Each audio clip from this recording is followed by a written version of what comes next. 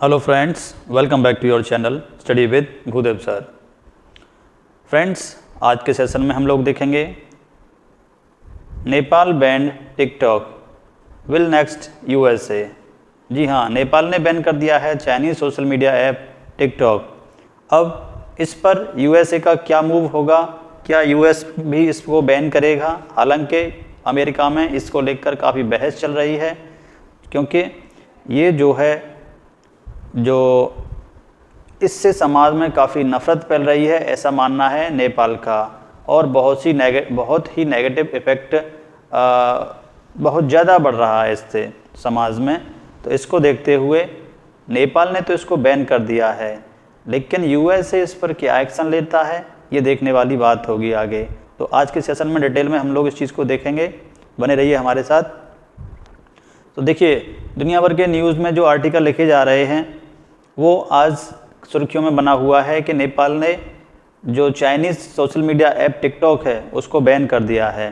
Nepal says it will ban TikTok citing effect on social harmony, यानी जो social welfare है, जो सामाजिकता है, उसमें ये नफ़रत फैला रहा है, इसको बहुत ज़्यादा इफ़ेक्ट कर रहा है, लोगों में इसका बहुत ही नेगेटिव इफ़ेक्ट जा रहा है। तो इससे नेपाल ने इसको अपने यहाँ पर बैन कर दिया है। हालांकि देखने वाली बात ये होगी कि ये बैन टेम्परेरी बैन है या बिल्कुल स्थायी बैन है, जैसा कि इंडिया ने किया था 2020 में। भारत ने टिकटॉक को अपने यहाँ पर 2020 में पूरी तरह परमानेंटली बैन कर दिया था। तो Nepal bans TikTok citing disruption to social harmony, means जो समाज में नेगेटिवता को ये फैला रहा है, सामाजिकता को बहुत ही हार्म पहुंचा रहा है, इसलिए इसको नेपाल गवर्नमेंट ने बैन कर दिया है। लेकिन नेपाल गवर्नमेंट ने हालांकि ये क्लियर नहीं किया है कि ये जो बैन होगा कब तक होगा, क्योंकि कुछ देशों ने बैन किया था, जैसे बांग्लादेश है, उन्होंने पहले इंडिया की तरह बैन किया था, लेकिन बाद में इसको इश्यू कर दिया। ये देखने वाली बात होगी, क्या नेपाल भी इस तरह से परमानेंटली बैन करेगा या इसको फिर दोबारा से रिन्यू कर देगा।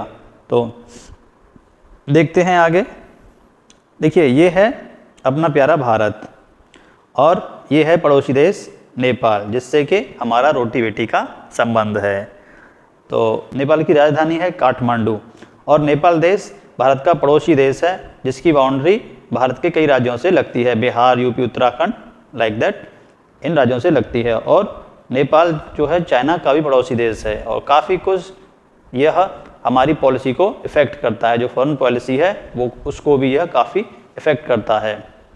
केवल नेपाल ने ही ये बैन नहीं किया है, इससे पहले और भी देश हैं भारत समेत जिन्होंने इस सोशल मीडिया ऐप को बैन कर दिया है। देखिए, ये है वर्ल्ड मैप, इसमें देखिए जो रेड कलर वाले देश हैं, जैसा कि इंडिया है और अफ़गानिस्तान, ईरान, जॉर्डन, सोमालिया, ये सभी देश हैं, इन्होंने पूरी तरह बैन कर दिया है।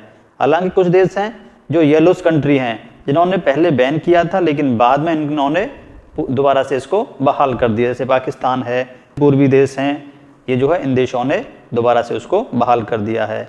और ये जो देश हैं ब्लू कलर में जो दिखाई दे रहे हैं, वो जो हैं देश हैं, यहाँ के जो सरकारी कर्मचारी हैं उनके मोबाइल्स में ये बैन रहेगा। कोई भी सरकारी कर्मचारी अपने मोबाइल में टिकटॉक नहीं यूज़ करेगा। तो आप लोग कहेंगे ये रेड कलर का इसमें कैसे बीच में दिखाई दे रहा है यूएसए में, क्योंकि यह एक देश है, यह एक स्टेट है यूनाइटेड स्टेट ऑफ अमेरिका का, जिसने अपने यहाँ पर अपने राज्य में जो है पूरी तरह से टिकटॉक को बैन कर दिया है ड्यू टू डेटा सिक्योरिटी की वजह से। तो देखिए, इस डेटा सिक्योरिटी के इशू बहुत सारे उठते आए हैं। तो ये इस राज्य का नाम है Montana. Montana become first US state for ban TikTok, यानी जो मोन्टाना राज्य है वो टिकटॉक को बैन करने वाला यूएस का फर्स्ट स्टेट है। हालांकि ये फर्स्ट स्टेट है, लेकिन फिर भी अभी उसी की राह पर और भी स्टेट, जो 18 स्टेट्स हैं, वो भी इसको बैन करने की तैयारी में लगे हुए हैं। तो देखने वाली बात होगी यूएस गवर्नमेंट, जो सेंट्रल गवर्नमेंट है, वो इस पर क्या निर्णय लेती है। तो आप लोग कहेंगे क्या नेपाल और चाइना के रिश्ते इतने ख़राब हो गए हैं कि नेपाल ने चाइना का सोशल मीडिया ऐप भी बैन कर दिया है? तो आप कहेंगे हाँ बिल्कुल, पिछली टाइम से देखा जाए तो चाइना के और नेपाल के रिश्ते उतने ज़्यादा सही नहीं हैं। देखिए चाइना ने नेपाल में एक एयरपोर्ट बनाया था जिसका नाम था पोखरा एयरपोर्ट बनाया था। तो उसमें आशंका जताई गई थी नेपाली गवर्नमेंट की तरफ से कि इसमें भ्रष्टाचार हुआ है। तो नेपाल की एंटी करप्शन एजेंसी इसकी जांच कर रही है। तो देखिए हमेशा चाइना का रहा है कि जो अपने चाइना का हमेशा रहा है कि दूसरे देशों को जो है डेप्ट देता है, फिर उसको एक क्रैप में फंसा लेता है, डेप्ट क्रैप में फंसा लेता है और फिर वहाँ पर जो है मनमानी करता है। तो यही देखने को मिला है नेपाल में। नेपाल इसको समझ चुका है और इसके लिए उन्होंने एंटी करप्शन एजेंसी के माध्यम से इस जो चाइनीज़ कंपनी थी उसकी जो है इन्वेस्टिगेशन करा रहा है। और जो चाइना का ग्लोबल सिक्योरिटी इनिशिएटिव है, यानी जो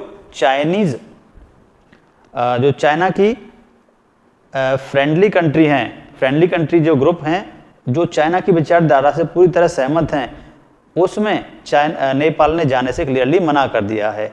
Nepal says no to China global security initiative. ये क्या है? जो चाइनीज विचारधारा को समर्थित करने वाले देशों का समूह है, उसको नेपाल में ने जाने से क्लियरली मना कर दिया है।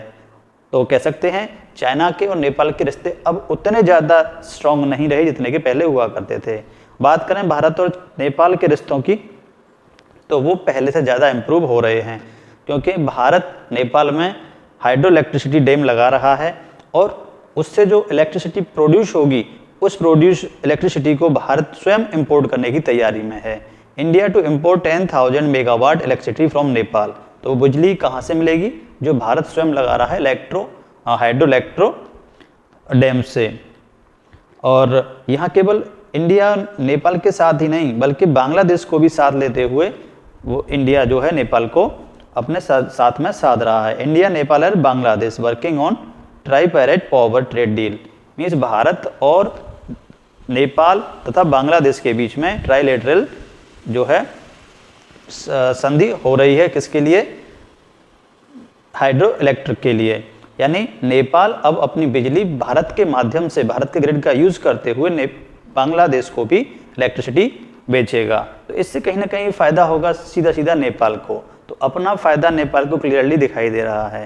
तो इसी को देखते हुए नेपाल का झुकाव अब भारत की तरफ हो गया है। और चूंकि ये जो टिकटॉक है, पहले से ही शिकायत आई है डेटा सिक्योरिटी के लिए, तो हो सकता है ये डेटा सिक्योरिटी का मामला रहा हो।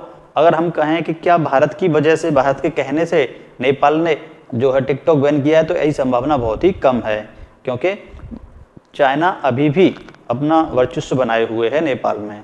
तो कहने की बात यही है कि जो टिकटॉक है वो अपने डेटा सिक्योरिटी के कारण जो है बहुत ज़्यादा कुप्रभावित है, बैड इफेक्ट है। इसीलिए अब देखने वाली बात होगी, नेपाल है और ईरान है, जॉर्डन है, सोमालिया, ये देश तो समझ गए कि डेटा सिक्योरिटी के लिए खतरा है। क्या जो यूरोपीय देश हैं, अमेरिका है, इस चीज़ को समझ पाएंगे? क्या वो जल्दी इस चीज़ को बैन करेंगे? तो इसके लिए देखिए बड़ी जो भी न्यूज़ आएगी उसको हम कवर करेंगे। तो अब देखते हैं आगे क्या है, कौन सा देश इसको बैन करता है, क्या डेवलपमेंट रहती है। तब तक के लिए बने रहिए हमारे साथ।